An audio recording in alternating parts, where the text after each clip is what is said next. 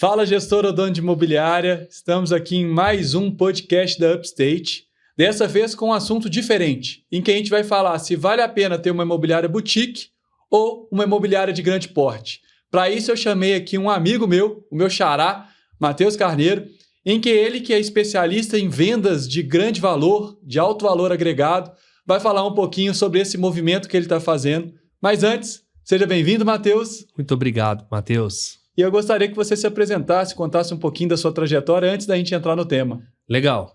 Eu atuo no mercado aí há alguns anos, né? Tenho uma vasta experiência na área comercial, mas desde 22, 23 anos ali, eu tive uma experiência no mercado imobiliário, saí, trabalhei numa seguradora durante 10 anos e voltei para o meu mercado aí, que é o mercado imobiliário, há aproximadamente 7 anos. Legal. Hoje eu atuo na região dos condomínios ali do Vila da Serra, Nova Lima e Centro-Sul de Belo Horizonte e atuo também com investimento imobiliário em São Paulo.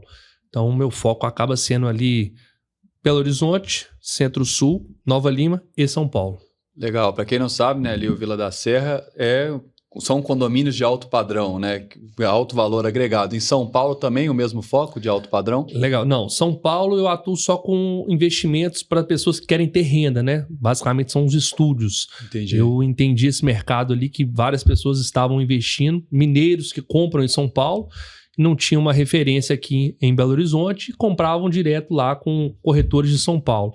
Então, eu me atentei para esse mercado aí há alguns anos e tenho vendido bastante lá para investidores aqui mineiros que querem comprar em São Paulo. Perfeito. Então, o público é o mesmo, né? São mineiros com alta renda que estão procurando para cá, para moradia normalmente, e lá para São Paulo querendo estender ali uma fonte de renda adicional. Exatamente, Matheus, exatamente. Porque as pessoas querem diversificar, né? Então eu atendo o cara que quer mudar de casa ali, quer ir para um apartamento maior, quer construir num condomínio, e esse mesmo cara está comprando ali em São Paulo para ter uma renda, né? Investindo em estúdios ali para ter uma forma de diversificar os seus investimentos. Legal. E como que você se posiciona? Como que você atrai esse público comprador? É portal imobiliário, é rede social? Como que você faz para ter esse relacionamento? Porque a gente sabe, quanto maior o padrão do imóvel, mais proximidade a gente tem que ter do comprador. Legal. Esse é um grande diferencial que eu tenho, Matheus, justamente por se relacionar com o meu meio dos meus clientes, né? Eu tenho um network que me possibilita isso, que eu criei ao longo dos anos, né? Justamente com a mobilidade social que eu tenho, eventos que eu frequento, o meu lifestyle me permite com que eu possa me vincular cada vez mais com os meus clientes. Então eu tenho amizade com os meus clientes, eu vou nos mesmos restaurantes, eu vou nos mesmos eventos, eu faço os mesmos esportes, eu faço viagens com os meus clientes. Então isso permite com que eu crie ali um vínculo de amizade com os meus clientes. E eu trabalho também muito em indicação, né? Uma coisa que eu aprendi na seguradora que eu trabalhei ali durante 9 anos é trabalhar em indicação e pedir indicação com que as pessoas façam que esse ciclo ele se alimente ali, né? Hoje o corretor ele não tem muito hábito de pedir indicação, né? Então eu faço muito isso, porque o cara de alta renda, ele convive com pessoas de alta renda.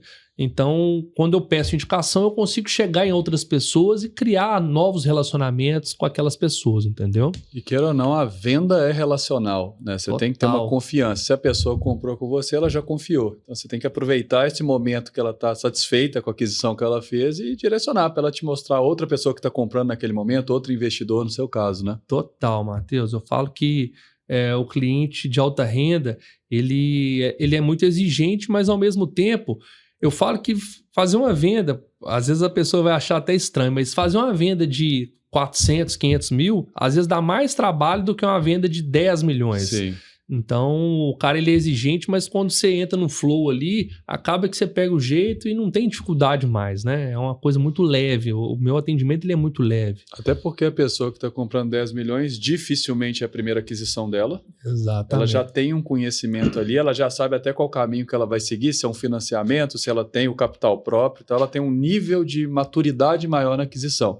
Quando a gente vai falar de uma venda no ticket médio de 300 a 1 milhão ali, talvez seja o primeiro imóvel ou o segundo imóvel dela, e muitas vezes ela não sabe nem a capacidade dela financeira de fazer essa aquisição. Então tem essa diferença de um para outro. Em contrapartida, você tem que ter esse lado relacional. a pessoa que vai comprar 10 milhões, ela tem que confiar muito mais em você e ela tende a ter menos olhar para corretores aleatórios ali. Ela chegar num ciclo de venda sem saber quem vai atender ela, né? Tem isso também. Perfeito, exatamente. A jornada ela é muito mais tranquila, né? Uma venda de um valor agregado acaba sendo muito mais leve, muito mais tranquilo, porque igual você falou, né? A pessoa já está habituada, confia em você. Exato. E o cara ali que ele está comprando o primeiro imóvel, ele é muito mais criterioso e tem mais, assim, entre aspas, medo, né? De tomar uma decisão errada. Segurança natural ali, porque é a primeira aquisição dele e para todo mundo é o maior patrimônio, ou seja, é um movimento muito grande para ele ali. Exatamente. Uma curiosidade, só pegando um gancho do que você me falou, muitas pessoas me procuram, né, esses agentes financeiros, para fazer parcerias, né, para ser parceiros meus. E olha que curiosidade, a maioria dos meus clientes, eles não financiam. Então, a maioria das vendas de valor agregado, elas, pelo menos no meu negócio, não existe financiamento. É um parcelamento ali curto, direto com o próprio vendedor. Então, esse tipo de negócio não existe muito no mercado de alto padrão e de ultra luxo. Exatamente. Até porque a pessoa tem que ter aquele capital para disponibilizar e normalmente ela entra, compra, faz uma reforma, né, e já movimenta ali. Legal. Perfeito. Bacana. Pulando ali para o nosso assunto, né, a gente começou um bate-papo ali no Clube do Livro que a gente tem com várias pessoas aqui influentes do mercado imobiliário de BH. Exato. E a gente veio conversar. Até onde vale a pena ter esse movimento boutique que você tem, né, que você é a estrutura principal, você tem pessoas trabalhando, mas você é a pessoa, né, principal ali, consegue gerar um faturamento interessante, consegue ter um retorno interessante, e até onde vale a pena mirar em se transformar em uma grande imobiliária, de grande porte, né, estruturar uma imobiliária maior, uma estrutura física maior, contratar mais pessoas, começar a ter corretores trabalhando diretamente, não um ou dois, mas ter vários, 10, 20, 30, 40. E aí eu queria primeiro escutar de você. Você se questionou, vale a pena manter como eu estou ou vale a pena eu ir para esse crescimento? Eu queria primeiro escutar a sua opinião, depois eu também vou trazer a minha aqui. Legal, perfeito. Essa pergunta que você me fez é muito interessante, Matheus, porque ela é um dilema, né, que várias pessoas, donos de imobiliário, enfrentam ela, né, e que eu também me fiz essa pergunta. Até que ponto vale eu crescer com uma grande estrutura, com vários corretores, ou eu ficar numa estrutura menor de boutique ali, de ter poucos e bons parceiros, né? Foi o que eu tomei essa decisão. Quando eu fiz essa migração ali de ter meu próprio negócio, eu optei por não ter uma estrutura com vários corretores, não ter uma grande estrutura, porque eu percebi que se eu crescesse muito, eu ia perder o meu maior diferencial, que é ali o meu network, é de estar no tete-a-tete com o cliente, é de atender, é de poder entender ali a necessidade do cliente, a real necessidade. Eu gosto de visitar, eu gosto de captar, eu gosto de participar da negociação. Não que o dono de imobiliária não possa participar, mas ele perde muito, né? A partir do momento que você vai crescendo, você vira um gestor de pessoas. Sim. Você não é um vendedor.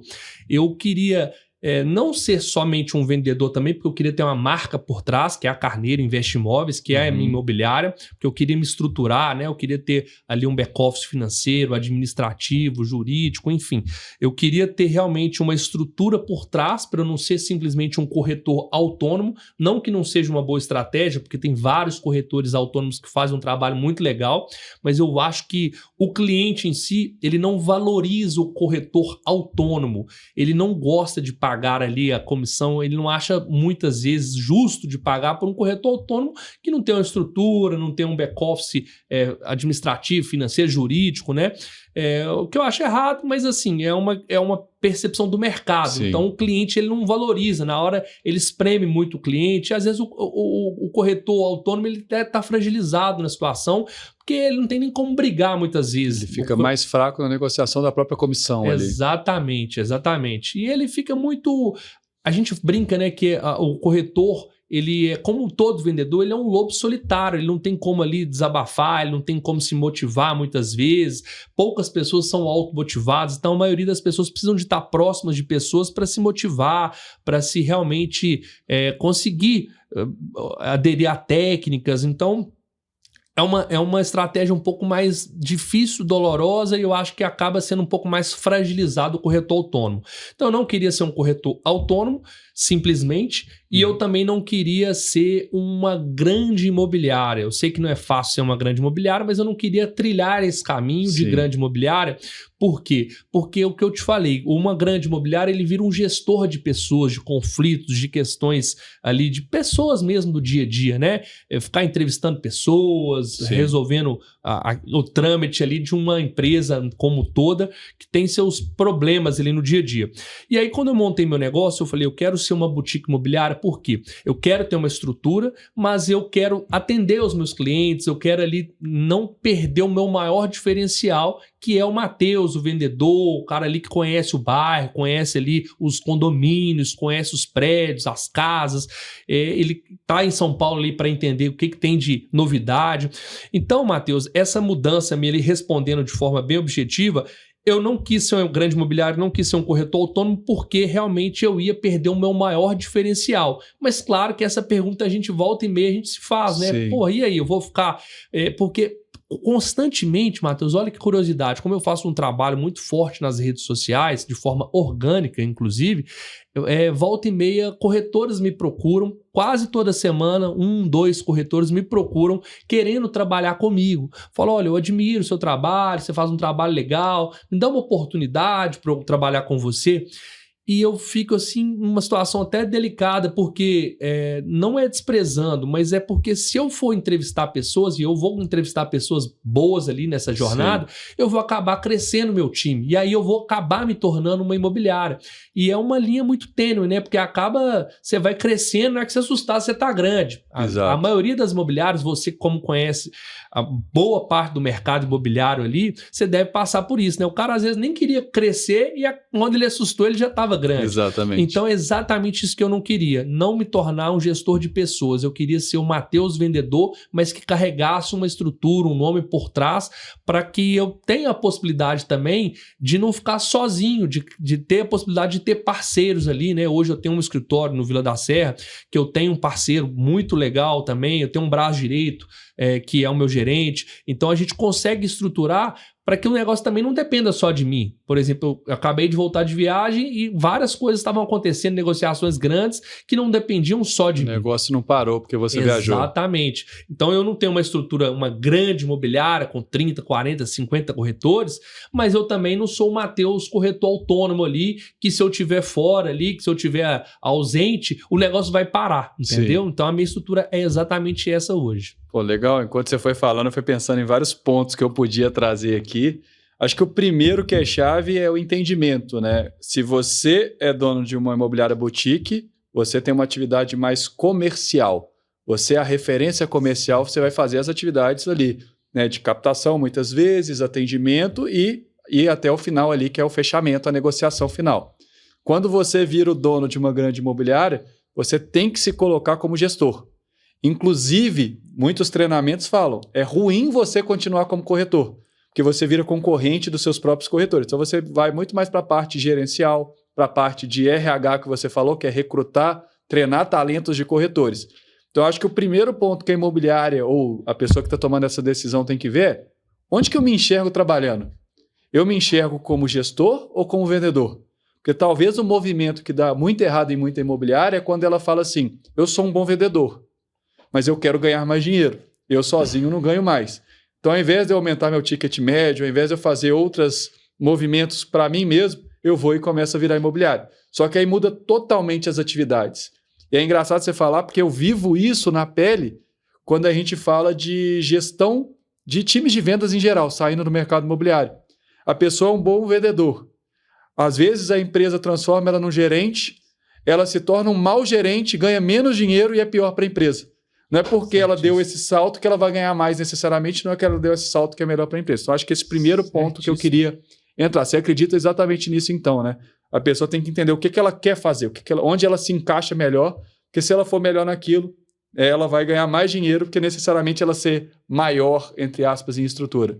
Total, Matheus, perfeita a sua fala. Isso acontece, né? Eu tive uma grande experiência em algumas empresas, né? Eu trabalhei em multinacionais e uma delas foi uma seguradora e eu pude presenciar e eu mesmo vivi essa questão aí que você está falando. Eu fui um exímio vendedor de seguros e eu me tornei um gestor porque eles davam oportunidade para quem tinha sucesso ali. Era o plano de carreira natural, né? Vendedor, gerente ali. Gerente, me tornei um gerente, tive um resultado nos primeiros anos, mas me estagnei depois de um tempo, porque eu vi que aquilo ali não era o que me dava tesão no negócio, porque eu tinha que ficar contratando, treinando, e eu gostava era de estar no tete-a-tete com o cliente, me relacionar, e depois eu fui entender isso depois de 3, 4 anos ali, que eu já estava como gestor de pessoas, e aí eu fui entender que realmente não era o meu negócio, eu não queria ficar gerindo pessoas ali, porque você fica mais resolvendo, apagando mais incêndio ali, do que gerando um negócio, né? Sim. É perfil, não que esteja errado, porque gestor também é uma excelente estratégia, é um negócio que é importante na cadeia, mas o cara que é vendedor é o que você falou. Muitas vezes um bom vendedor ele não vai ser um bom gestor, e Com aí certeza. a empresa acaba dando um tiro no pé, né? E é exatamente isso que eu não queria. Quando eu fiz essa migração, eu falei, eu tenho que ter uma imobiliária, mas eu não quero ser gestor de pessoas, senão eu vou perder o meu maior e melhor diferencial. Legal. E aí eu pegando outro gancho do que você falou, né? Primeiro essa diferenciação entre o autônomo e a imobiliária boutique. Sim. O autônomo é o profissional que fala, ó, eu não quero estar vinculado à imobiliária, eu sou um corretor por si só que vou trabalhar aqui ganhando minhas comissões. Pelo que eu entendi, a imobiliária boutique é uma imobiliária ainda muito centralizada na principal figura, que é o corretor, né? No seu caso, você mesmo, mas que tem uma estrutura. Tem um CNPJ, tem uma estrutura de rede de parcerias com outras imobiliárias, tem ali uma marca que divulga, que não está só atrelada ao seu nome, mas a marca CNPJ. Exatamente. E o próximo passo, que seria a imobiliária ali, pensando de grande porte, ela já é mais a estrutura do que a pessoa. Então, a gente pode dividir nesses 3 níveis, né? Certíssimo. Então, a gente tem a imobiliária, o corretor autônomo, a imobiliária boutique e tem a outra ponta que é a grande. Entre uma e outra, tem para mim o que é o maior problema, que é a imobiliária média. Ela está ainda dependente do dono, talvez 70%, 80% depende do dono. Ela tem muito corretor, mas ela ainda não é uma imobiliária grande, que o dono já é mais gestor do que corretor. Eu acho que essa do meio talvez seja onde nenhuma imobiliária quer estar. Só que para ela movimentar de uma imobiliária boutique para uma grande, ela tem que em algum momento ser média. E aí é onde muitos donos erram. O que eu falo para quem é dono de imobiliária? Está nesse movimento que você está, né? Decidir se vai ficar no momento atual, de se continuar boutique ou ir para se tornar uma grande imobiliária. Você realmente quer transacionar para ser gestor? Primeiro ponto que a gente já conversou. E o segundo, você está disposto a passar por toda a dor de crescimento? Você provavelmente vai ganhar durante uma etapa menos dinheiro do que você ganha hoje. Você provavelmente vai ter mais dor de cabeça que você tem hoje, para óbvio, com a ideia de se tornar algo grande depois, você ter uma estrutura melhor, um lucro maior e menos dependência de você. E eu acho, na minha visão, que a menor parte dos donos de imobiliários estavam dispostos. Eles olharam o lado positivo, que é faturar mais, ter um VGV maior, mas deixaram de lado essa perspectiva que você trouxe. Até onde meu diferencial vai embora, até onde o que eu faço vai embora. Então, acho que esse é um ponto que eu queria trazer. E entrar no outro, que aí eu vou te fazer uma pergunta, que é o seguinte.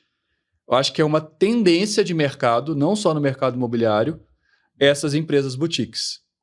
Então, hoje, a gente tem os influenciadores digitais. Eles são empresas, muitas vezes. Dificilmente vai ser só ele. A gente vê só ele, mas ele tem uma empresa por trás. Né? Começa ali no Felipe Neto e se estende para... o Albani, que eu estava vendo, ele tem o CNPJ dele desde quando ele começa a fazer stand-up. Só que eles são uma empresa. Só que não é uma empresa que vai se tornar um formador de outros talentos, mas uma empresa que atende o próprio figura principal. E no mercado imobiliário, começando nos Estados Unidos, a gente também tem o mesmo movimento. O corretor como figura central. E a imobiliária, quando a imobiliária é mais ou menos um espaço para o corretor trabalhar. Então, lá nos Estados Unidos, o corretor chega a ganhar 100% da comissão.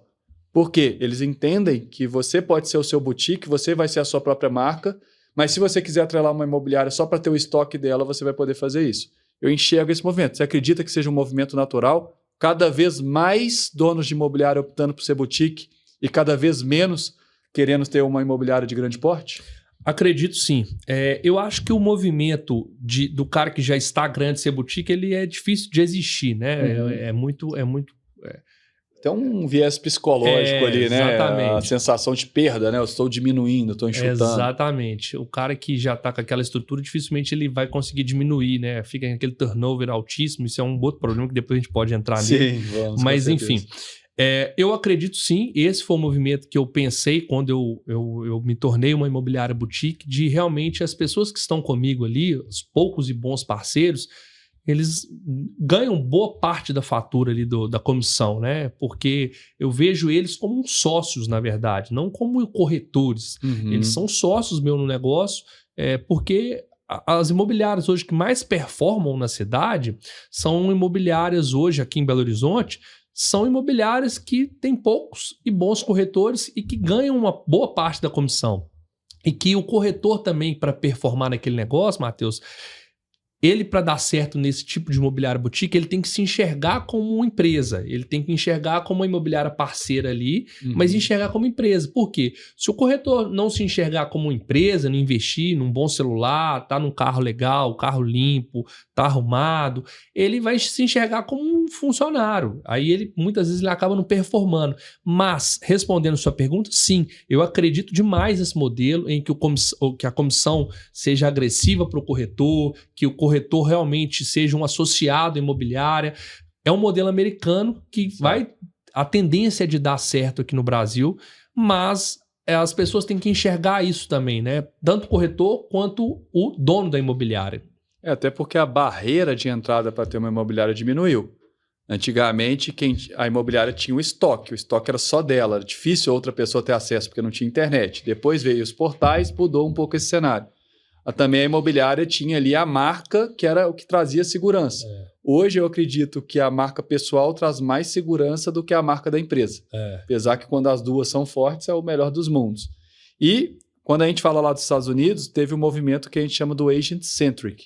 O que seria isso? No Brasil, a gente é chamado Customer-Centric. Nós somos imobiliárias que focamos no consumidor. Eu vou atender o proprietário, eu vou atender o comprador. Lá nos Estados Unidos, a ênfase da imobiliária é o corretor.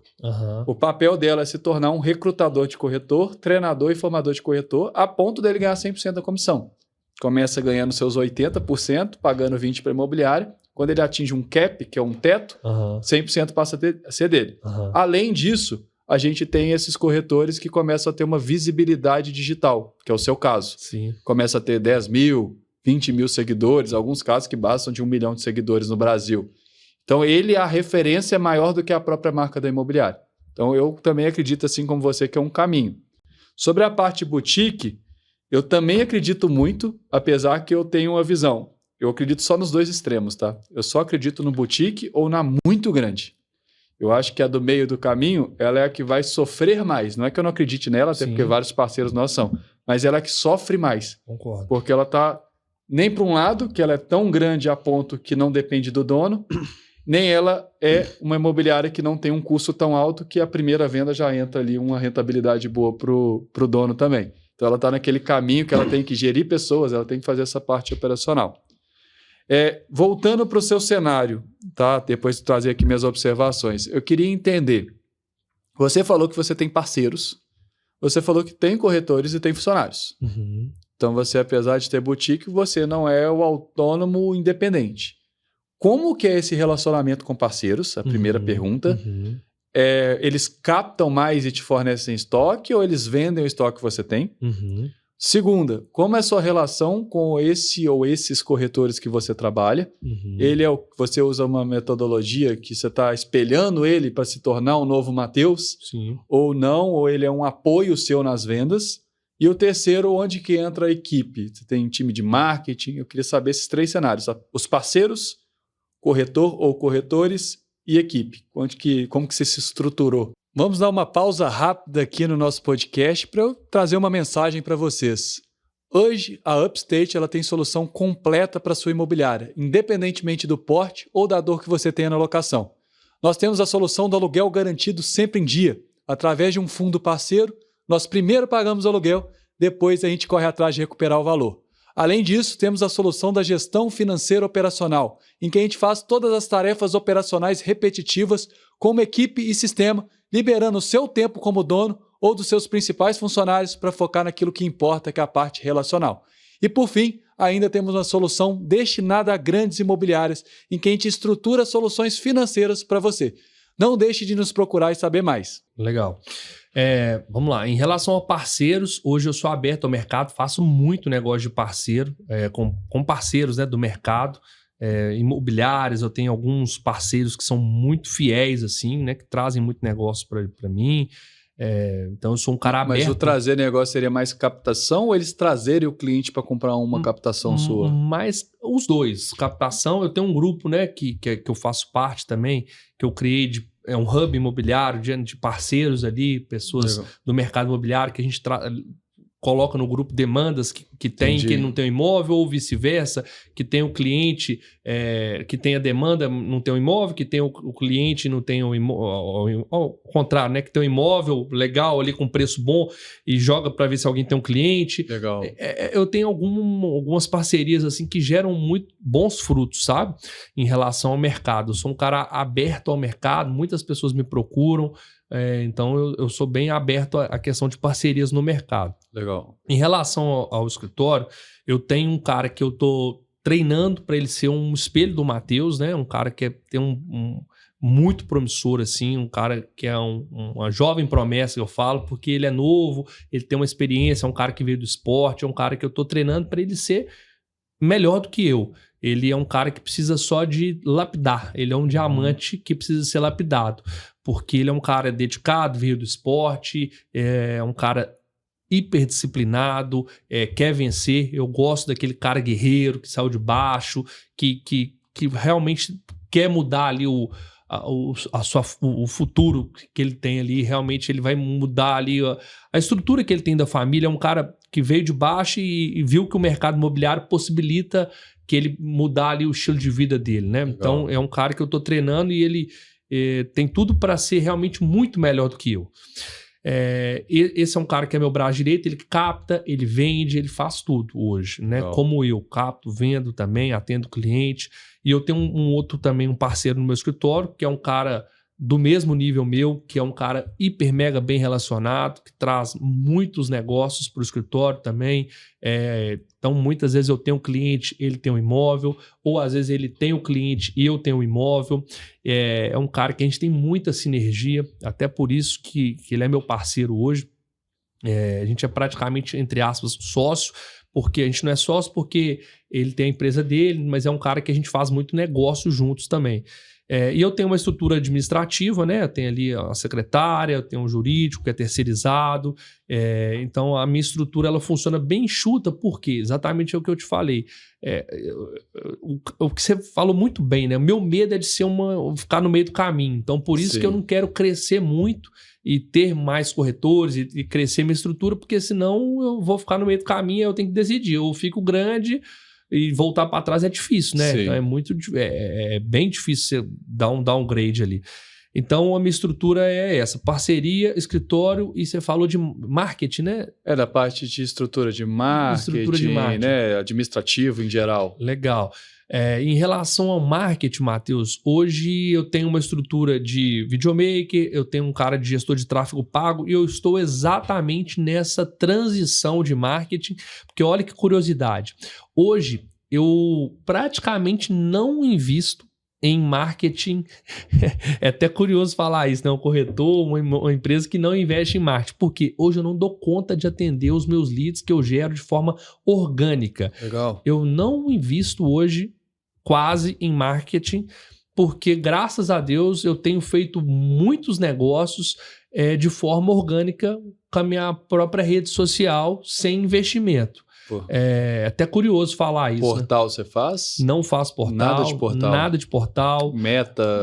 Pouquíssimo. Eu estou exatamente nesse processo, né? Eu começar a estender para essa área que é o lead inorgânico, aquele que você atraiu. É isso Legal. Aí. Eu estou querendo entrar nesse nível para atender leads que não sejam orgânicos, que sejam ali, que venham através do tráfego pago. Eu quero entrar exatamente nesse nicho aí, porque eu quero pegar uma fatia desse mercado também. Com certeza. Para eu não ficar ali só dependendo dos meus meus leads orgânicos. Você pode criar uma nova rede de relacionamento. Exatamente. Né? Às vezes ele veio como um lead, você criou um laço com ele, a partir dele cria as indicações, tudo aquilo que você comentou anteriormente. Perfeito, né? Perfeito. E eu não quero ficar gerando lead só por conta própria, né? Sim. Então, hoje a gente já tem uma verba destinada para marketing, eu me estruturei agora, eu tenho um cronograma ali de filmagem semanal, que eu tenho 2 videomakers que ficam à disposição um dia durante a semana, eu tenho um gestor de tráfego, mas Legal. Isso tudo é muito recente, sabe, Matheus? Até hoje, até semana retrasada, os meus negócios todos eram gerados de forma orgânica no Instagram. A minha rede social, o meu próprio network me possibilita que eu consiga gerar muito negócio. Captação, venda. Aí se você me perguntar, Matheus, mas você faz bons negócios de forma orgânica? Sim. Hoje, se eu falar em números aqui, nós vamos fechar aí, falando eu como um time, né, lá no meu time enxuto, nós vamos fechar praticamente com 50 milhões em vendas em 6 meses. Uma estrutura muito pequena. Legal. Então, se a gente falar isso em uma estrutura pequena, entre aspas, assim, com poucas pessoas, com um número desse, às vezes eu vou... liquidez mesmo, falando dinheiro no bolso, é muito mais do que às vezes uma grande... linha, né? O lucro líquido ali às vezes é maior do que uma que fez mais VGV, só que tem uma estrutura de aluguel, tem uma estrutura de equipe, recepcionista. Exatamente. Legal. E aí, por que eu tenho pessoas hoje, parceiros no meu escritório? Porque hoje eu não dou conta de atender os meus próprios leads. Esse cara que eu estou treinando, hoje eu passo muita coisa para ele. Porque chegou um momento que eu não estava dando conta de atender os meus próprios leads, porque hoje eu faço um conteúdo muito legal e isso me gera muito resultado, Matheus. Porque acho que é um grande diferencial meu, que eu levo curiosidade, eu levo um conhecimento do mercado, então acabo atingindo, além de me tornar uma autoridade no mercado imobiliário, eu acabo atingindo um público, até aquele cara que não está ali exatamente no ponto de compra, ele está no começo da jornada. Sim. Aquele cara ali que está namorando, comprar um terreno num condomínio, que às vezes quer construir ou quer mudar de casa, está num grande apartamento, mas pensa em mudar ir para um condomínio fechado. Aí o cara tá me seguindo e fala, cara, esse cara falou uma coisa aqui que me pegou, então eu vou chamar esse cara. Então eu atendo muitas pessoas que estão ali meio perdidas na jornada e me chamam, não porque eu postei uma casa que está à venda, um lote, mas porque eu postei uma curiosidade, falei uma informação relevante de um condomínio.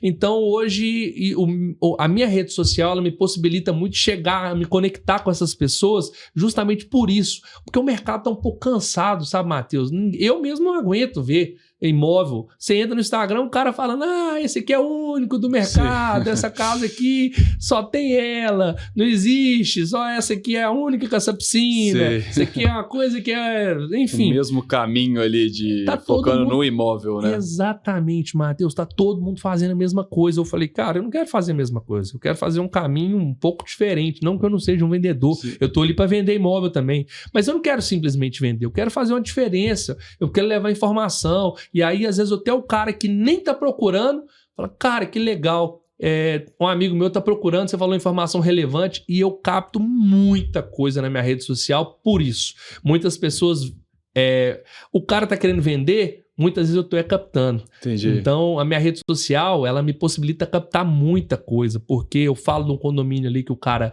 tá vendendo um terreno, e às vezes ele não... O cara que tá vendendo, muitas vezes ele não ia receber a captação, porque ele tá oferecendo. Eu não, tô levando informação, conteúdo. Sim. Eu tô usando o meu tempo, que é precioso como o de todos nós, para levar informação que é relevante. Muitas vezes a pessoa nem sabia daquela informação. Eu já tive dono de imobiliária conceituada aqui em Belo Horizonte. Alguns já me chamaram e falaram, cara, que legal, você faz um conteúdo tão bacana, que até eu, que sou do mercado há muitos anos, não sabia de algumas informações. Legal. Então, o meu conteúdo acaba me gerando muito negócio por isso. Então, até hoje, até há poucos dias, eu não investia em tráfego pago, mas é um caminho que eu tenho que tomar daqui para frente para não ficar só dependendo também de lead orgânico. Perfeito. Aí eu vou pegar um gancho que você falou, você está formando um espelho seu. Aham. Uma pergunta que vários donos de imobiliária fazem, seja ela boutique, seja ela de grande porte ou médio, é o seguinte, a maior dificuldade do mercado hoje é a gente forma um talento, esse talento vai e monta a própria empresa dele. Sim. E aí eu brinco, né? Se ele é bom, ele monta a própria empresa, se ele é ruim, ele continua na imobiliária, porque ele tá lá e não quer montar o próprio negócio. Como que você enxerga isso? Legal. Você tem um plano para que isso não aconteça ou faz parte do ciclo natural, você espera que ele vire um parceiro no futuro? Tudo isso depende de como é que vai se desenhar, né? Mas eu tenho um plano sim. Eu acho que pessoas boas você tem que reter. Pessoas boas mesmo, leais, que estão com você, que fazem parte do crescimento. Não existe perder pessoas boas. O cara que ele é bom, ele tem que ter equity, ele tem que ter realmente se sentir dono do negócio. Participar do negócio como um todo, participar do negócio. Então, assim... para quem não sabe, equity é participação ali na empresa mesmo. Exato, então, assim, a pessoa contribuiu para o crescimento do negócio ali, realmente ela está engajada com o negócio.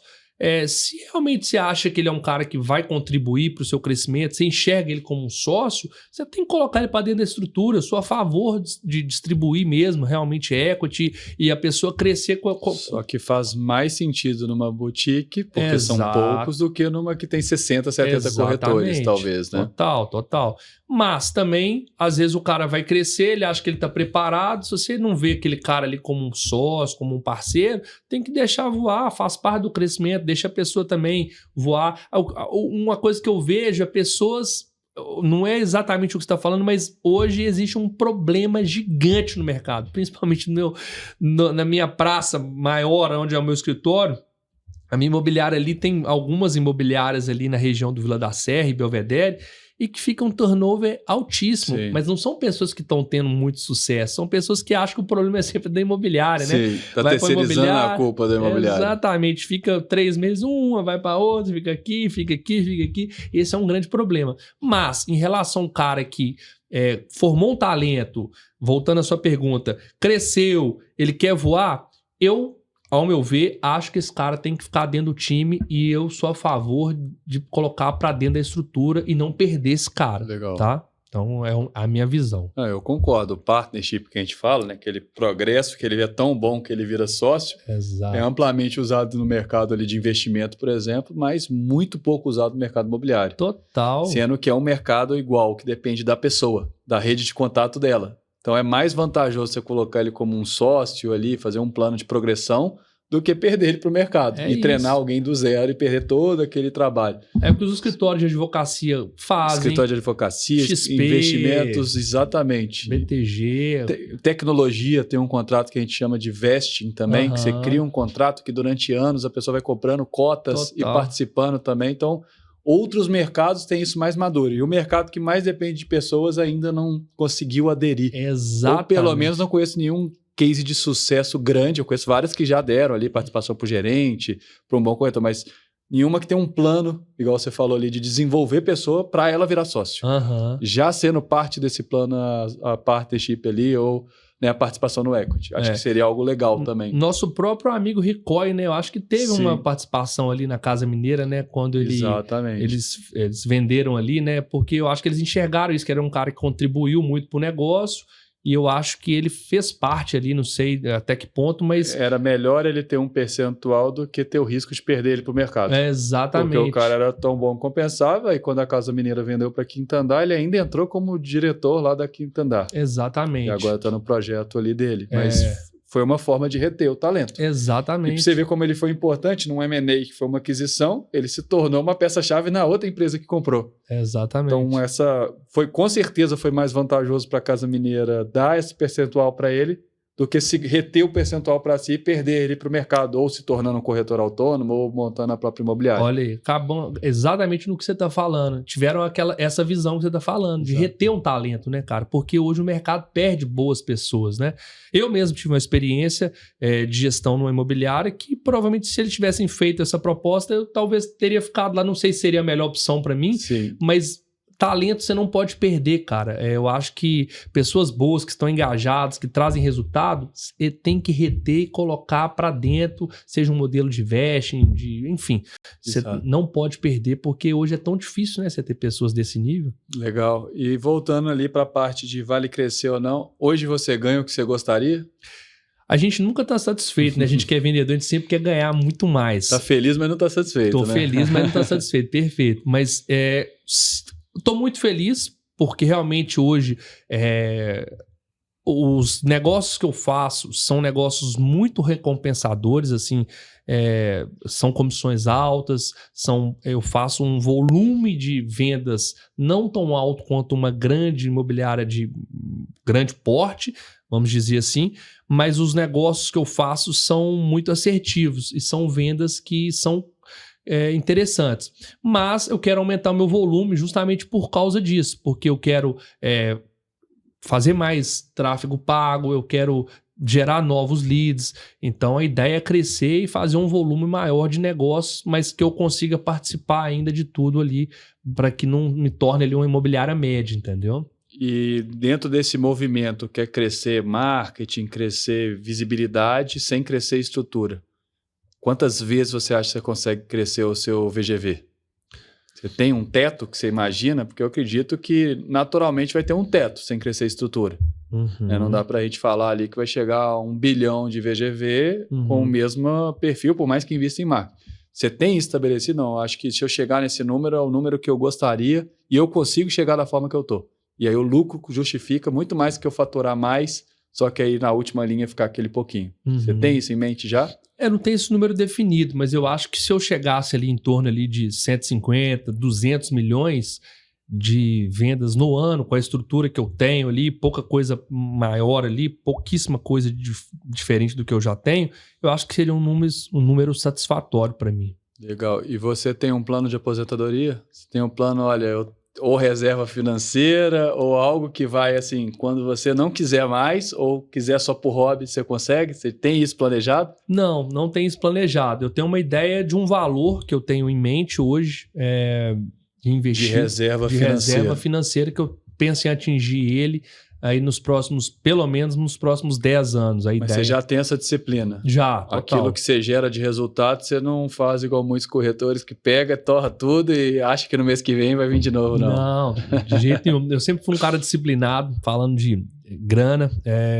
Eu comecei a ganhar dinheiro muito novo, sabe, Matheus? Porque como eu trabalhei, só para voltar aqui, eu comecei no mercado imobiliário com 21 anos, então eu era muito novo. Mas né? Era familiar ou... A minha irmã era corretora. Eu tenho uma irmã por parte de pai, e ela estava ganhando muita grana ali. Ela trabalhava numa empresa de urbanismo e eu trabalhava na Nestlé. Eu era promotor de vendas, né?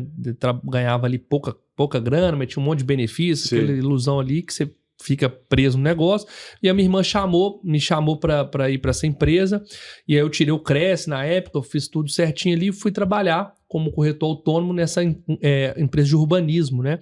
Que fazia condomínios na região metropolitana de Belo Horizonte. E aí eu comecei a ganhar muita grana ali, desde novo, e estava muito bem no mercado imobiliário. E aí, graças a Deus, todas as mudanças que eu fiz, eu sempre estava no auge assim da minha vida ali, com aquela idade, eu tava assim, sempre estive em ascensão. Sim. E aí, ganhando muita grana, uma seguradora, um cara que era meu cliente, me fez uma proposta para ir para essa seguradora para ganhar muita grana também, mas ser vendedor. E eu tive muito sucesso nesse negócio como vendedor de seguros. Então, abri mão do mercado imobiliário, deixei de ser corretor, fiquei 3 anos ali como corretor, de 21 a 24, 25 anos, eu entrei nessa seguradora e cresci muito. Então, eu sempre tive disciplina. Meu pai me ensinou isso, né, cara? Não gasta tudo que você ganha, não. Sim. Investe e tal. E aí eu fiquei 9 anos nessa empresa aí e consegui ter muito sucesso. Então, eu lido muito bem com dinheiro, assim, não sou um cara deslumbrado com grana. Graças a Deus, eu sei muito bem lidar. E principalmente no mercado imobiliário, né? Eu acho que isso me ajuda também. Como eu sei lidar com grana desde novo, então eu nunca deslumbrei com dinheiro, né? Você coloca um teto ali, por exemplo, porque você pode, às vezes, no mês ganhar 50 mil, no outro ganhar 100. Você coloca um teto de padrão de vida, apesar de ter esses ganhos extras? Sim, total. Tem isso tudo planilhado, eu sei quanto que eu posso gastar, até onde eu posso ir. Legal. E agora eu tenho que reinvestir na minha empresa, né? Porque como eu estou estruturando essa parte de marketing ali, eu quero realmente investir cada vez mais também no meu negócio e na minha imagem pessoal também, né? Porque isso faz muita diferença. A cara do Matheus também. Criar autoridade ali, né? Exatamente. Bacana. Fazer algumas perguntas rápidas ali para ver. Vamos lá. Boutique ou imobiliário de grande porte? Boutique. Corretor CLT ou comissionado? Comissionado, sem dúvida. Locação ou venda? Venda. Alto padrão ou popular? Alto padrão. 10 milhões de VGV por mês, tá? Gerando 5% de comissão, ou 2 milhões de VGV com 20% de comissão? Aquela pergunta... 10 milhões. Era para temática rápida, era para ver o teste. Mas brincadeiras à parte, eu queria agora entrar na parte de locação. Sim. A ideia da pergunta é só para ficar na trend ali, tentar ficar na trend do que está tendo agora. Mas eu queria entrar nessa parte de locação. Você é um corretor de vendas, claramente. Sim. Seu know-how é vendas, apesar de ter trabalhado com seguros, que a gente tem aqui forte, o seguro fiança, seguro incêndio no mercado imobiliário, você sempre desenvolveu, a gente falou de VGV aqui, falou de imobiliária boutique voltada para a formação de corretores de venda. Mas você comentou comigo que você também tem uma pequena carteira de locação. Sim. Eu queria saber quais são os seus planos em locação. Você pensa também em crescer isso? Você pensa em estruturar esse setor? Você enxerga que dá para ser boutique também na locação? Sim. Eu queria escutar de você. Total, legal. Interessantíssima a sua pergunta.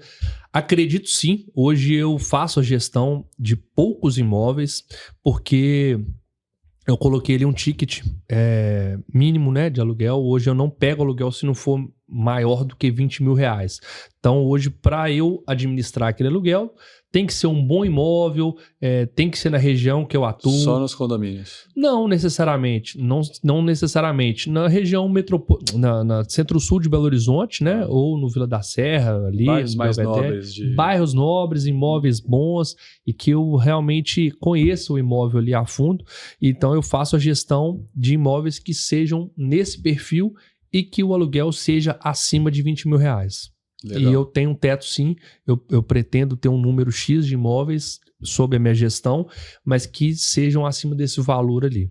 Perfeito. E você pensa em equilibrar ali a recorrência da locação com, né, os grandes valores de venda. Seria esse o plano principal? Exatamente. Uma coisa também que eu pretendo trabalhar são áreas industriais, galpões logísticos também, que isso está no meu foco, sabe? Seu nicho seria região e VGL, que é o Valor Geral de Locação. Exatamente, perfeito. Mas hoje você trabalha com a comissão de 10%? Como que é isso? Ou você negocia por ser valores maiores? Não, eu trabalho com 10%. O primeiro aluguel, muitas vezes ali para remunerar quem captou, às vezes, muitas vezes pode ser que não seja eu, né? Então, um corretor parceiro, eu tive uma locação que veio de uma corretora parceira e que aí eu pago um percentual ou 100% do primeiro aluguel ali para aquela pessoa e faço a gestão, entendeu? Legal, bacana. E eu acho que a locação ainda gera venda para você, né? Total. Porque a pessoa colocou para alugar, ela pode estar mudando, pode ser investidor, né? E o próprio locatário pode exercer, nesse caso de valores maiores, o direito de preferência. Total. Acho que é mais comum, né? Ele mora lá, o imóvel vai pagar um aluguel de 20, 30 mil, tem naturalidade que ele possa querer comprar esse próprio imóvel que ele está morando. Exatamente, perfeito. Legal. E você comentou da estruturação ali de locação também. Hoje você tem uma equipe enxuta justamente para trabalhar valores maiores, tá? Mas você pensa em crescer quanto? Você tem um teto de volume de imóvel, volume de funcionário? O que seria seu teto para você não sair de boutique e entrar naquele risco de se tornar uma carteira média também e ter que ter todo o problema sem ter rentabilidade? Eu acredito, Matheus, a gente estava até conversando isso aqui há poucos minutos antes, uns de 30 a 50 imóveis, eu acho que é um número que eu consigo ali ter um controle, né? Até a gente precisa conversar mais sobre isso, para você me ajudar a estruturar isso, porque eu acho que acima disso, na minha visão, eu vou precisar crescer muito o time, né? Eu tenho vários amigos hoje que começam a enfrentar esse problema, que tá no meio do caminho ali, né? Então eu acho que acima disso aí eu começo já a chegar numa zona de risco, que por mais que sejam imóveis de um valor agregado... Para chegar no 6, você vai ter que diminuir o VGL, não tem como. Exatamente. Porque senão você vai competir já com os grandes ali também, né? E você começa a diminuir de 20 para 10, 10 para 5, 5 até chegar no ticket médio da região. E eu não quero ser uma imobiliária de locação, sabe, Matheus? Eu quero só ter esse braço de locação ali, com imóveis desse ticket ali, mas atingir esse número máximo ali também. Eu não quero crescer acima disso, porque o meu diferencial é venda. Então eu sou imobiliária de venda, então eu quero ter esse braço de locação, mas eu sempre continuar com viés ali de venda. Legal. Eu até lembrei, enquanto a gente falava, eu conheço uma imobiliária de grande porte boutique, lá em São Paulo. Mas como que eles se posicionam como boutique? Como a gente falou de locação, eu lembrei deles. Eles só atendem compradores de alto valor ou locadores que têm um mínimo de VGL. Então, eles não vão olhar o imóvel. É uma dica até que eu acho que vai servir. Então, eles vão lá. Eles definiram que para ele atender o locador, ele tem que ter no mínimo 20 mil de locação. Pode ser em um imóvel ou pode ser em 10. Porque ele está atendendo aquela pessoa, o ser humano locador. Legal. Então, ele se posiciona como boutique porque ele dá um atendimento premium. Dentro da empresa dele, eles têm o escritório de advocacia. Dentro da empresa deles, eles têm a contabilidade. Dentro da empresa deles, eles têm especialistas para dar know-how e consultoria para esse locador. Legal. Sobre reforma tributária, sobre movimentos jurídicos. E aí ele faz o mesmo na venda. Ele trabalha o vendedor nesse mesmo limite. Imóveis acima de tantos mil, ou que o vendedor tenha um volume com eles exclusivo, aí isso é um ponto importante, acima de um VGV. Legal. O que você acredita nessa metodologia? Daria para você aplicar parte disso ou você acha que já foge ali dos seus objetivos? Não, daria sim. Exatamente. Deu para entender um pouquinho do conceito deles? Eles limitam a pessoa. Se eu tenho um locador, ele tem 10 imóveis de 2 mil, ele pode ser meu locador. Porque eu estou atendendo uma pessoa só. Eu vou ter mais locatários, mas eu tenho um cliente locador. E esse locador vai me dar 20 mil de VGL. Assim, em certa parte pode ser uma estratégia, mas eu acho que nesse momento que eu estou, não. Porque eu prefiro pegar o imóvel de 20 mil reais ali, que eu acho que acima de 20 mil, né? Porque eu acho que nesse momento que eu tô nessa estrutura... Não tem nem braço para atender esses 10 imóveis, se ele tivesse. Exatamente, é isso aí. Eu não tenho essa estrutura ainda para atender esse tipo de cliente, por mais que seja interessante, né? Sim. Mas eu não consigo ainda dar um atendimento legal. Mas eu acho que pode ser um caminho natural. Com certeza. Que é aquilo que a gente estava falando do teto. Às vezes é a forma que eles acharam de continuar sendo boutique, sim, mas se tornaram uma empresa muito grande. Lá eu sei, lá eles são muito grandes. A carteira já passa de 1.000 imóveis administrados, eles fazem um VGV mais de 1 bi por ano, sem perder o conceito boutique. Eu acho isso que é talvez o case boutique maior que eu tenha são eles. Bacana. Eu não vou citar o nome porque eles não me autorizaram, mas é lá em São Paulo, lá no Bela Vista. Legal. Se depois eles autorizarem, a gente coloca no comentário ali para vocês conhecerem a operação. São 4 sócios ali. Que legal. Legal. Eu acho que você enxerga essa possibilidade futura? Se você quiser crescer sem perder o conceito boutique? Se eu tiver o acompanhamento da Upstate, quem sabe? Eles não chegam. Com certeza. Isso a gente garante. Exatamente. Não, com certeza, pode ser um caminho.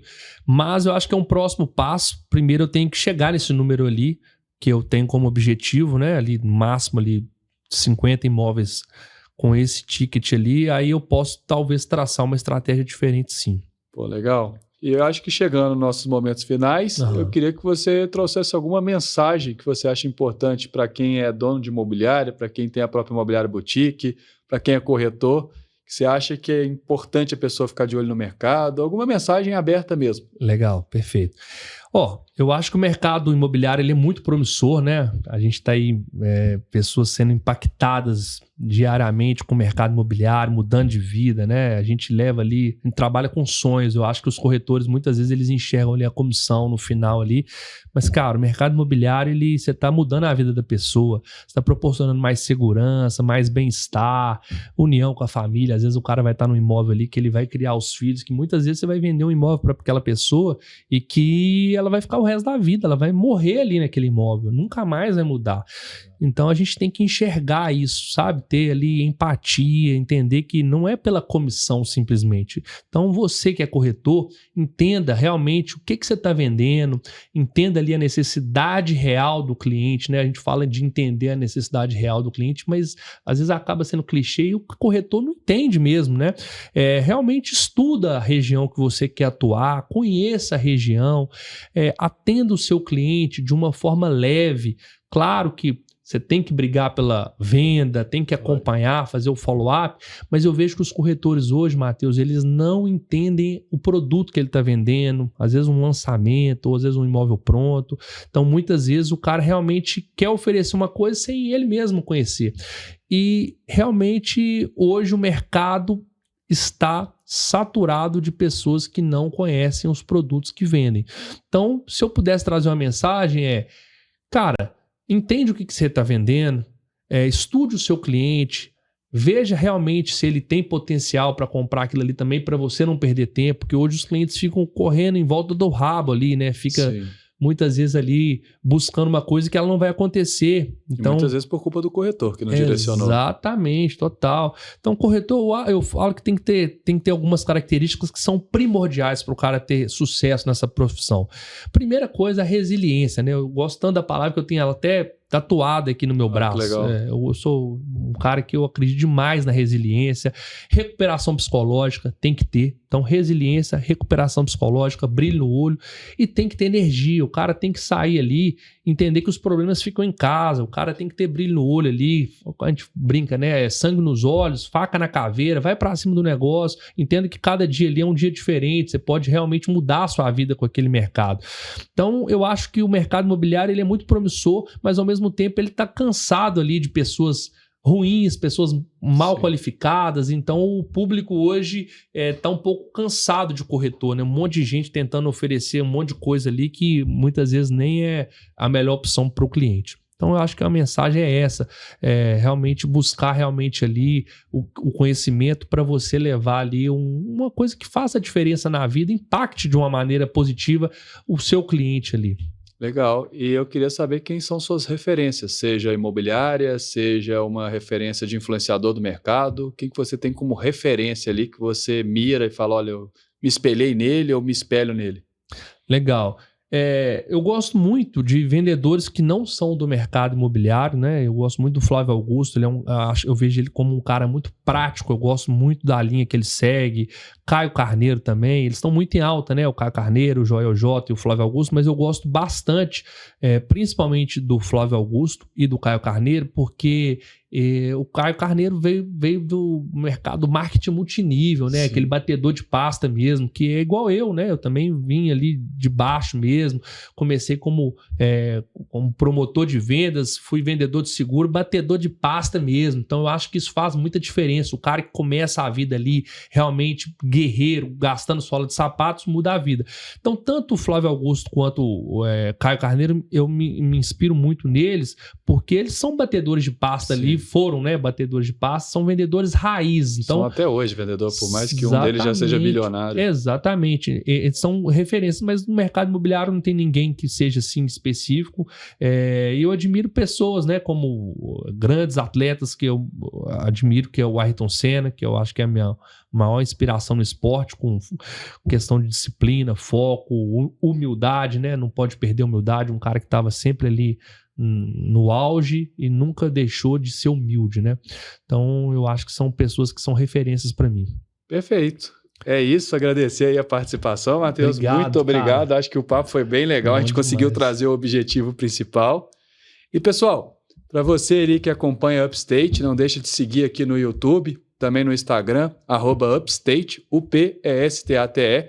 E eu queria fazer um convite para vocês. Nós estamos com o evento MIB, a melhor imobiliária do Brasil. Ele tem um evento tanto itinerante, que tem acontecido em cidades específicas, Florianópolis, Belo Horizonte, temos planejamentos para Goiânia, Porto Alegre também, e o grande evento no final do ano em São Paulo. E a gente vai ter uma versão especial que vai ser 100% online. Vamos trazer grandes nomes do mercado imobiliário, influenciadores, consultores, donos de imobiliários de grande porte e boutique também. Então fica o convite para vocês, nós vamos disponibilizar a data certinha, o horário, mas não deixe de se inscrever e participar.